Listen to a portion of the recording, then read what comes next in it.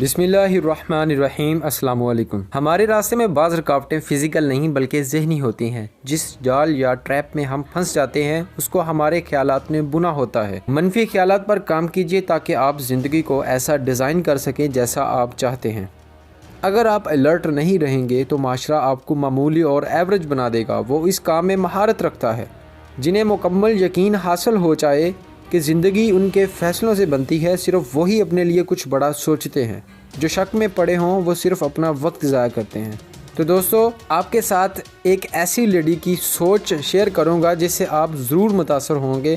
माया Angelo कहती हैं, मैं ब्लैक अमेरिकन हूँ, एक ख़तून हूँ और मैं 20वीं सदी में पैदा हुई। अगर मुझे इख्तियार दिया जाए तो अपने लिए मैं यही सब कुछ दोबारा पसंद कर लूँगी। याद रखें, हालात हमें नाकाम नहीं बनाते बल्कि हमारी मनफी सोच हमें नाकाम बनाती है। तो दोस्तों, किसी ने क्या खूब कहा है, सिर्फ एक चीज़ ऐसी है जो आपके ख्वाब की तकमील को नामुकम्मल बनाती है और वो है नाकामी का खौफ।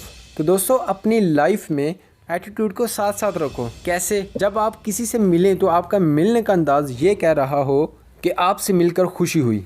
बॉडी लैंग्वेज से दूसरों को पता चल जाता है कि हम अपनी ज़िंदगी से खुश हैं और हम दूसरों से मिलकर कैसा फ़ील कर रहे हैं। आपकी गुफ्तगू, आपके एक्शन से पता चल रहा होता है कि आप जो काम कर रहे हैं खुशी से कर रहे हैं या बेदिली से। आपके काम करने के अंदाज से लोगों को पता चल रहा होता है कि आप अपनी जॉब से खुश हैं या नहीं। अपने हाथ मिलाने को पुरजोश बनाएं, मुस्कुराते हुए मिलें, लोगों का शुक्रिया अदा करने की आदत डालें। रूटीन वाला आम सा शुक्रिया नहीं बल्कि दिल से शुक्रिया अदा करें। जब किसी से मुलाकात करें तो आपका दूसरों से पूछना कि आप कैसे हैं, तो ये अल्फाज भी आप खोखले अल्फाज में ना पूछो बल्कि पूरे खुलूस अल्फाज अदा करें। जब आप किसी को मुबारक दें, कॉन्ग्रेचुलेशंस कहें, तो ये अल्फाज भी खुशी से अदा करें। लोगों की तारीफ़ करें तो उसमें भी खुलूस नज़र आए।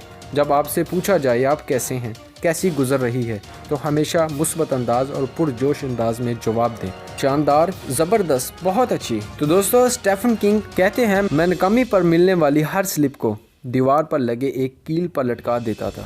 एक वक्त आया कि इस कील पर मज़ीद जगह ख़त्म हो गई। मैंने इस कील की जगह एक बड़ा लोहे का टुकड़ा लगा दिया मगर लिखने का सफ़र जारी रखा। टोनी रॉबिन्स कहते हैं, बहुत से लोग ज़िंदगी में से इसलिए नाकाम रहते हैं कि वो गैर ज़रूरी और गैर अहम चीज़ों में वक्त बर्बाद करते हैं। ज़िंदगी में कामयाबी को सिर्फ उन बातों से मत जांचें कि आप किस ओहदे पर हैं, किस मुकाम पर हैं या किस रुतबे पर पहुंच गए हैं, या आपके पास कितने असासे हैं, आपके पास कितने एसेट्स हैं। इस पर भी गौर करें कि आपने कितने दिलों में जगह बनाई, आपकी वजह से कितनी मुस्कुराहटें बिखरी या आप कितनी मोहब्बत दुनिया में फैला सके हैं। निकाल लाया हूँ एक पिंजरे से एक परिंदा, अब इस परिंदे के दिल से पिंजरा निकालना है। तो दोस्तों, आखिर में मैं बस यही कहना चाहता हूँ, जो लोग अपने जीने का मकसद समझ जाते हैं ज़िंदगी उन पर ज़्यादा मेहरबान होती है। हमेशा कुछ नया सीखने के लिए इन्फॉर्मेशन पल्स पर आते रहें।